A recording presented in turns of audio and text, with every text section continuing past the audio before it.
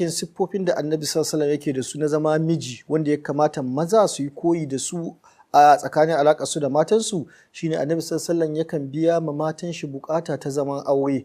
Yanzu wannan magana ta zan kamar tabu, kamar wani abin kyama, kamar wani abin kunya, amma kuma abu ne wanda Annabi sallallahu alaihi wasallam yayi, kuma hadisai suka zo suka yi magana akan shi.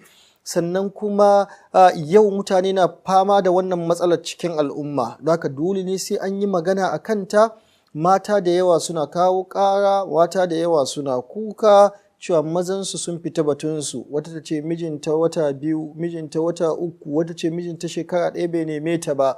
Annabi sallallahu alaihi wasallam hadisi ya inganta, bayan Allah ya saukar da tuji man tasha'u minhunna wa tu'wi ilayka man tasha'u, Allah ya bashi zaɓi na ba dole sai ya raba kwana ba, yana iya zo ma duk wanda ya ga dama, yakan zo ma iyalai ne guda 9 a kullun. Wata Annabi yana da mata 9, kullun zai shiga inda suke gaba ɗai, kuma ya kusance su, ya kwancin aure da su, ya yi wankan janaba, ya koma shiga nan, ya koma shiga nan, ya koma shiga nan.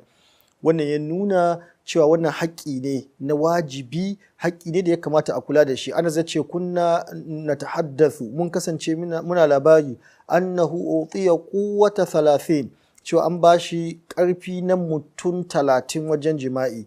Wannan hadisin yana nuna cewa samun ƙarfi wajen gamsar da iyali da biya musu bukata abu ne wanda ake bukata, ba abu ne wanda yake abin kunya ne, abu ne wanda ba a so a yi magana ta abin da yake a kauce. A'a, ya zo cikin hadisai na manzo Allah sallallahu alaihi wasallam cewa Annabi sallallahu yana haka.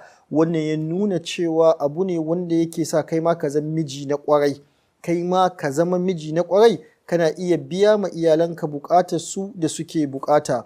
Akwai matsaloli a wannan fanni, cikin babban dalilin da ke nuna akwai matsaloli, yawan masu sai da maganin gargajiya, suna sai da maganin ƙara ƙarfin kaza, maganin ƙara ƙarfi kaza. Wannan yana nuna cewa akwai matsala cikin al'umma, don shi wannan maganin yake samun karbuwa, ake ta yawan sayen shi. To kuma wa'annan magungunan yanzu suna da wasu illoli da suke sawa na kasawa kidney da wasu abubuwa. Don haka ya kamata a bincika a gani ina matsalar ta samu asali. Matsalar tana buƙatar a sai maganin gargajiya ne a sha, ko kuma tana buƙatar a kyautata cin abinci ne, tana buƙatar a kyautata yadda ake zama ne, tana buƙatar a yi exercise ne, tana buƙatar a kyautata abinci ne, tana buƙatar a rage stress ne.